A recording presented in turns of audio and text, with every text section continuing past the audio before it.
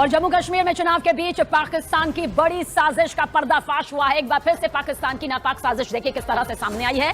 भारत से भगोड़ा और मोस्ट वांटेड आतंकी जाकिर नाइक को स्टेट गेस्ट के तौर पर पाकिस्तान ने न्योता दिया था, बुलाया था। सोमवार को इस्लामाबाद पहुंचे आतंकी जाकिर नाइक का ग्रैंड वेलकम किया गया। दावा किया गया कि पाकिस्तान ने बहुत ही सोच समझकर एक निश्चित समय सीमा के अंदर भारत विरोधी जाकिर नाइक को स्टेट गेस्ट के तौर पर पाकिस्तान बुलाया और पाकिस्तान की इस साजिश की पोल उस वक्त खुल गई जब जाकिर नाइक को लेकर वहां के धार्मिक संगठनों में आपसी भिड़ंत भी हो गई।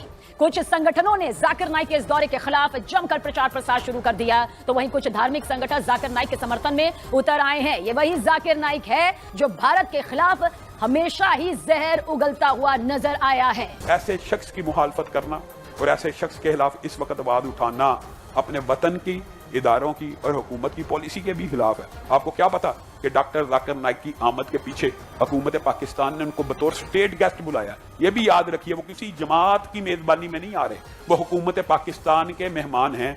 और इस वक्त जो डॉक्टर जाकिर नाइक ने कश्मीर के हवाले से बात की है, हमसे बेहतर, हमारी हुकूमत से बेहतर मुकदमा कश्मीरियों का उन्होंने पॉडकास्ट के अंदर नादर अली वाली में लड़ लिया।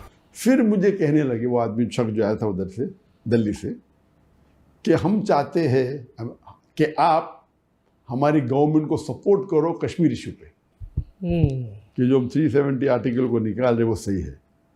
तो मैंने कहा ये तो नामुमकिन है, मैं मेरे मुसलमान भाइयों के साथ गद्दारी कर ही नहीं सकता। जो मुसलमान कश्मीर में है उनका हक है फ्रीडम, और जो ने मुआहदा किया है उसके तहत रहे तो कोई प्रॉब्लम नहीं। Article 370 is part of the it's the constitution. इसके अंदर दे हैव गॉट फ्रीडम, कुछ चीज़ के अंदर ऑटोनॉमी है, कुछ चीज़ के अंदर वो साथ में इंडियन गवर्नमेंट के है। लेकिन आप अगर कहीं ऑटोनॉमी को निकाल देंगे वो तो जाती है उनके ऊपर। इंडिया को इंडिपेंडेंस जब मिला, काफ़ी ऐसे जो पार्ट्स ऑफ इंडिया है जो ऑटोनॉमस, इसमें तो मैं कुछ कर नहीं सकती। तो ये तो कुरान के खिलाफ है, हदीस के खिलाफ है, मेरे मुसलमान भाई का गद्दारी है। उनका रिएक्शन तो नहीं ऐसा मत, वैसा कुछ लिखूँ मैं, last out of the question. हाँ, ये बोल सकता हूँ क्या गलत हो रहा है, ये बोल सकता हूँ क्या गलत हो रहा है, and I am totally against it. ठीक है, उनका स्टाइल था, ये बीजेपी गवर्नमेंट का स्टाइल है कि मुसलमान को अगर जो चाहते हैं अपने काम कराने के लिए, चाहे उलमा हो, चाहे बिजनेसमैन मुसलमान हो, कोई भी हो, या गैर मुस्लिम हो, वो पहले आके प्यार से बात करते, फिर कोशिश करते पैसे दे के खरीदने की। नहीं खरीद जाता धमकी देते अंदर कर लेंगे। ये उनका फॉर्मूला है, प्यार से करके तारीफ करो, हम तुमको फ़ायदा देंगे। नंबर 2, पैसे दे के खरीद। अक्सर ये पहले 2 में अक्सर लोग मान देते। तीसरा है, नहीं करेंगे तो हम ईडी की रेट डालेंगे, इनकम टैक्स की रेट डालेंगे। तो मेरे साथ तो सब कुछ कर लिया उन्होंने, मुझे प्रॉब्लम ही नहीं। पुलिस भेजे, ईडी भेजे, ये भेजे, नंबर 1 टेररिस्ट कह दिया। तो मैं थैंक यू बोलता कि लोग, मुसलमान में तो काफ़ी लोग, अक्सर लोग जानते थे इंडिया में, गैर मुस्लिम में भी जानते थे। लेकिन मोदी के बाद ये गोदी मीडिया जो है, वो जो मुझे हमेशा मीडिया पे आने की वजह से अभी तो माशाअल्लाह बहुत small percentage non Muslim India में होंगे जो मुझे नहीं जानते। नहीं, मुझे नहीं लगता कि नहीं जानती होंगी, बहुत कम होगी। तो ये उनकी बदौलत है। और उसके बाद लेकिन जब भी मैं ट्रैवल करता हूँ, चाहे मलेशिया में हो या बाहर हो, गैर मुसलमान अब भी मुझसे मोहब्बत करते हैं। उनका मेन प्रॉब्लम था कि जब मुसलमान में लेक्चर में आते वो अलग बात है, लेकिन मुतासर होके वो इस्लाम की जो गलत फहमी दूर हो जाते, और काफ़ी लोग इस्लाम भी कबूल करते। तो उसके वजह से उनका नुकसान हो रहा था, वो हिंदुत्व का जो स्टेटमेंट था ना। और फिर बाद में NEC एक्ट आ गया, वो बिल पास हो गया, वो चाहते थे उसके अंदर भी मैं सपोर्ट करूँ। मैं बोला आउट ऑफ द क्वेश्चन। वाह, सही। मनमानी कर सकते, कॉन्स्टिट्यूशन से खिलवाड़ कर सकते, और सबसे बड़ा खिलवाड़ उन्होंने किया, वो 370 आर्टिकल को उनने बैन कर दी, निकाल दी, और कश्मीर की आज़ादी उसको हटा दिया। और उस वक्त ये चल रहा था, जब 370 निकालने के पहले कुछ महीने पहले उनने अपने एक सबॉर्डिनेट, एक एमिसरी इंग्लिश में बोलते, एक आदमी को भेजा मुझे मिलने के लिए मलेशिया में। तो मिलना चाहते थे, मैं बोला कोई प्रॉब्लम नहीं। तो हमने एक 5 स्टार होटल में मुलाकात की इधर मलेशिया में, पुत्रजाय में। मैंने बोला आपको कौन भेजा है? तो बोले डायरेक्ट मुझे मोदी जी और अमित शाह ने भेजा, प्राइम मिनिस्टर और होम मिनिस्टर ने। ये कभी की बात है, 2018 जब ये 370 आर्टिकल निकला कश्मीर का, उसके कुछ महीने पहले। सही। 18 था या 2018 तकरीबन 19 जो भी था। तो क्या बात हुई इसमें? उन्होंने कहा कि हम आपके हमारे बीच में दरमियान मिसअंडरस्टैंडिंग हटाना चाहते। सही। तो मैंने कहा मेरे हिसाब से अगर मुझे कोई दुनिया में मेरे फैमिली के बाद अच्छी तरीके से जानता है वो आपकी इंटेलिजेंस है। मेरे फैमिली के बाद अगर मुझे कोई एकदम गहराई से जानता है वो आप लोग हैं। मेरी जिंदगी तो एक ओपन बुक है, खुली किताब है। वो अलग बात है कि आपको मेरे काम पसंद नहीं आते, लेकिन मैंने कोई भी कॉन्स्टिट्यूशन का एक भी हिस्सा आई have not broken any law of Indian government. वो पैचअप करना चाह रहे थे आप? हाँ बिल्कुल सही। क्यों? तो बात तकरीबन हुई 5-6 घंटे तक। अच्छा। लंच भी किया अपने साथ में। तो बोले नहीं आप इतने मशहूर है, हम आपके साथ होना चाहते हैं, हम चाहते आपको एकदम वापस इंडिया बुलाए, एकदम पूरे विथ फुल, आप इतने मशहूर, आप इतना अच्छा काम कर रहे, आपकी नॉलेज क्या है दिन के बारे में, आप हिंदुइज्म की नॉलेज रखते हैं, ब्ला ब्ला ब्ला। तो मैं बोला आप चाहते क्या है? बोले कुछ नहीं, हम चाहते ट्रैप तो नहीं था डॉक्टर साहब के आए तो पकड़ लो, अल्लाह वालों। अच्छा। तो मैंने बोला कि आप चाहते क्या है? नहीं हम सिर्फ चाहते हैं कि हमारे ताल्लुकात अच्छे हो गए। तो मैं उन्हें साफ कहा कि देखो आप अगर मुझसे कुछ काम लेना चाहते हैं, मैं मेरे देश के लिए, मुल्क के लिए काम करने को तैयार हूँ। मेरी 2 शर्तें। एक शर्त है जो आप मुझे कहेंगे वो कुरान और हदीस के खिलाफ नहीं होना चाहिए, नंबर 1 शर्त। अल्लाह और अल्लाह के रसूल के टीचिंग के खिलाफ नहीं होना चाहिए। और नंबर 2 मुझे आपके पैसे की जरूरत नहीं। अगर ये 2 शर्त पूरी हो जाती, आप जो मुझसे काम लेना चाहते, मैं मेरे मुल्क के लिए हाजिर हूँ। फिर तो उन्होंने बोला वेरी गुड, नो प्रॉब्लम। तो गुफ्तगू हुई, काफ़ी गुफ्तगू हुई। आप चाहते क्या? नहीं कुछ नहीं, हम कोशिश करेंगे अभी आपको वापसी आने के लिए। उस वक्त तो कुछ कहा नहीं, लेकिन एकदम पैचअप कर लिया ऐसा कि अभी हम with in couple of months आप वापस आ सकते। मुझे उम्मीद तो थी नहीं। मैं बोला अगर आप, तो उस टाइम क्योंकि हम वापस तो पहलू पे आते कि वो मेजॉरिटी में थे तो पास कर सकते थे। करो पार्लियामेंट में जो कोई ऑपोजिशन ले नहीं सकता है, लीडर ऑफ ऑपोजिशन भी नहीं है। इंडियन पार्लियामेंट का रूल है लीडर ऑफ ऑपोजिशन होने के लिए आपके पार्टी को कम से कम 10% सीट चाहिए। तो 543 में से 55 सीट्स अगर आपकी पार्टी को मिले तो आप लीडर ऑफ ऑपोजिशन बन सकते। 10 साल तक के कोई भी पार्टी को 55 सीट्स भी नहीं मिले तो लीडर ऑफ ऑपोजिशन था ही नहीं। लेकिन ये इलेक्शन में अभी जो कुछ चंद महीने पहले 2024 में ख़त्म हुआ, अल्हम्दुलिल्लाह इसमें कांग्रेस को 99 सीट्स मिल गए और बाकी जो इंडिया का गठबंधन था उन्हें मेजॉरिटी तो नहीं मिला लेकिन क्लोज थे। तो now the opposition is strong. अभी क्या हो गया, अब जो बोले ना उनका तो दबाव और दबदबा मोदी का अभी कम हो गया। अभी ये 2 मेजर जो पार्लियामेंट के साथ जो खिलवाड़ किया मुसलमानों के साथ, और जो पार्लियामेंट में जो कॉन्स्टिट्यूशन में चेंज करके, जो अमेंडमेंट करके, जो मुसलमान पे ज़बरदस्त बहुत सी चीज़ें किए, ये 2 मेन थे। अभी 3rd करने जा रहे थे। कुछ हफ्ते पहले एक अमेंडमेंट बिल लेके आया उनने, वक्फ अमेंडमेंट बिल। वक्फ तो आप जानते हैं कि एंडोमेंट है, और इंडिया में एक बॉडी जिसके पास सबसे ज़्यादा लैंड है, number 1 is the defence of India, number 2 is Indian railways, number 3 is the Muslim Waqf board. तो मुस्लिम वक्फ की जो जायदाद है, जो प्रॉपर्टी है, वो 9.4 लाख एकड़ है। 9.5 लाख तकरीबन 9.5 लाख एकड़ है, बताइए। यानी 41 बिलियन स्क्वायर फीट, यानी 3,800 स्क्वायर किलोमीटर। कंट्री से ज्यादा है। हमने छोटे छोटे कंट्री जो बाहर भी उससे बड़ी है। जी। तो ये अभी बिल में अमेंडमेंट लेना चाहते हैं। क्या वो बिल के बोर्ड के अब नॉन मुस्लिम को रखेंगे, हम गवर्नमेंट को और पावर देंगे? तो इंडियन कॉन्स्टिट्यूशन में, इंडियन कॉन्स्टिट्यूशन जब पार्टीशन हुआ तो उसको इंडिया को तो डेमोक्रेटिक कंट्री बनाए, लेकिन हमारे जो मुसलमान थे उनने जो मुस्लिम पर्सनल लॉ बोर्ड कायम किया, ये एक फिनोमिनल है। तो इसलिए कोई भी गैर मुस्लिम कंट्री दुनिया की है, India is one of the best और दी बेस्ट कुड से, क्योंकि मुस्लिम पर्सनल लॉ बोर्ड है। वक्फ की प्रॉपर्टी जो है, जो मुसलमान ने ड्राफ्ट किए कॉन्स्टिट्यूशन में, ये वक्फ के जो पॉइंट्स है is better than many of the Muslim countries. Muslim country के जो वक्फ के पॉइंट्स है वो इंडियन वक्फ बोर्ड और पावरफुल है, इतना महफूज किया गया है ताकि जो हमारे दादा बाप दादा दादा परदादा थे, जो डिकेड और सालों पहले, 100 साल 150 साल पहले या जो वक्फ किया उसको सिक्योर किए थे, अब ये मोदी गवर्नमेंट उसको हड़प करना चाहता है। थर्ड लार्जेस्ट प्राइवेट है ये वक्फ जो है, इट्स नॉट पब्लिक, और बाकी तो गवर्नमेंट की है ना, डिफेंस एंड रेलवे, ये तो प्राइवेट है मुसलमान की, यानी अल्लाह के लिए वक्फ किया गया है, it should benefit only the Muslims. तो उसके अंदर वो अमेंडमेंट लेना चाहते हैं, अपने पास रखना ठीक है। थोड़े मुसलमानों ने गलती की, थोड़े मुसलमान जो मुतवल्ली है अब पैसा खाए और फायदा लिए, तो फायदा लेने से वक्फ बोर्ड का नुकसान हो रहा है, तो उस आड़ में उसको एक्सक्यूज बना के बोलते हम अमेंडमेंट करना चाहते हैं, अमेंड करे तो ये पूरा हड़प कर सकते हैं।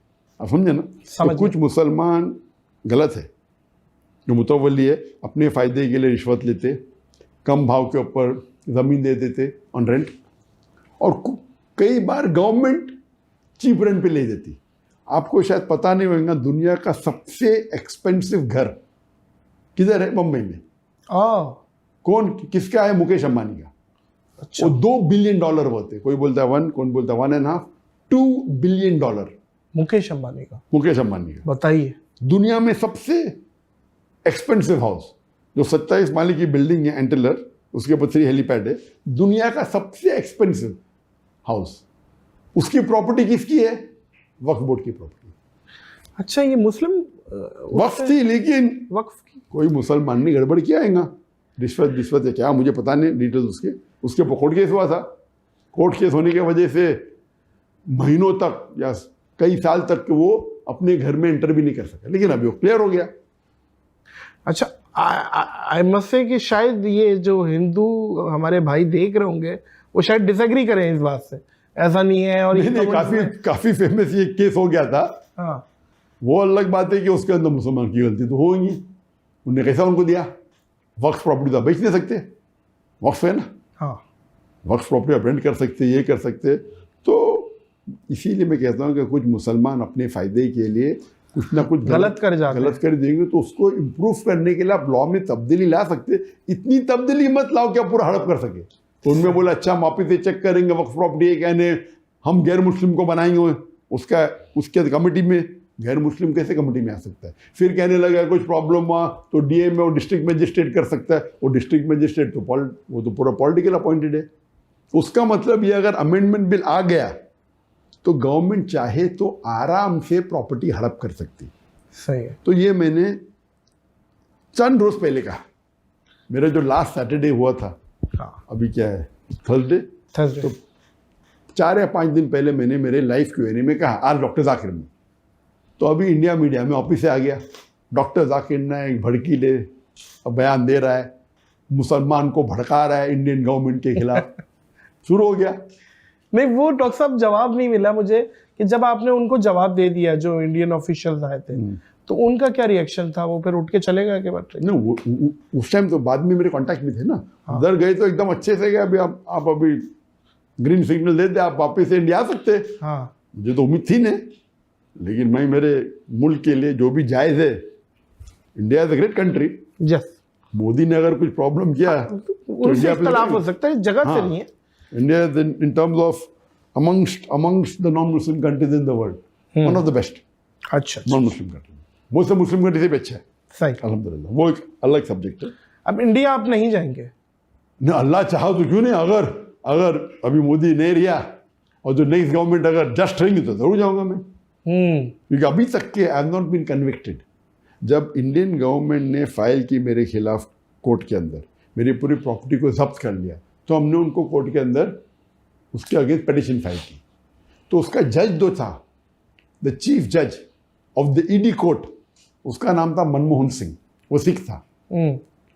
तो उनने जब इल्ज़ाम लगाया था कि टेररिस्ट है, टेररिस्ट बयान देता है, लोग को बोलता है, भड़काले बयान देता है और टेररिज्म फैलाता है, तो वो जज ने कहा कि आपको शायद पता नहीं, मैंने सैकड़ों जाकिर नाइक के लेक्चर देख चुका हूँ। वाह। आप मुझे एक लेक्चर बताओ उनका, डॉक्टर जाकिर नाइक का, इन कॉन्टेक्स्ट उनने टेररिज्म को प्रमोट किया है और मैं उनके पूरे प्रॉपर्टी के ऊपर जब्त लगाने का ऑर्डर दे दूंगा। सही।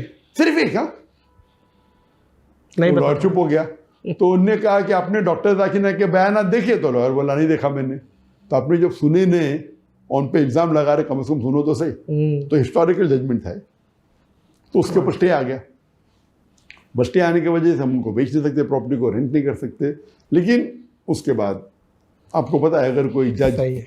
उस टाइम मोदी का काफी पावर, अभी भी है, जुडिशरी है, हाँ। नहीं जरा ज्यादा, तो जुडिशरी भी डरने लगी। आपने बयान उनके, अगर आपने फैसला उनके हिसाब से नहीं किया, आपको ट्रांसफर कर लेते याद में। सही है। तो इंटरफेरेंस बहुत है, ये अभी कम हो गया। तो ये जो आप बोल रहे, मोदी का जो पावर है अभी, ये अमेंडमेंट बिल क्या हो गया, जब उनने टेबल किया, ऑपोजिशन ने ऑब्जेक्शन लिया, तो parliament had to put it to a judiciary parliament, आप समझे ना।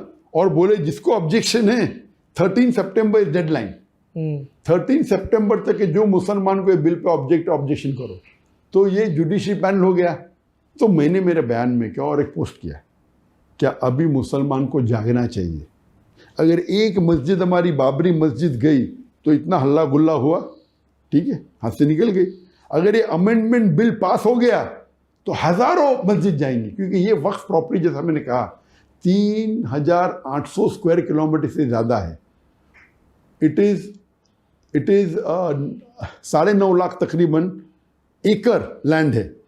इसके अंदर हजारों मस्जिद है, लाखों होंगी, हजारों कब्रिस्तान है, मदरसा है, प्रॉपर्टीज है, आराम से हाथ से जा सकती है, हम कुछ नहीं कर सकते। तो मैंने कहा मुसलमानों से, अगर आप नहीं जागेंगे आज, अल्लाह आपको दोषी ठहराएगा, आपको और हमको। बेशक, बेशक। ये हमारा फर्ज है।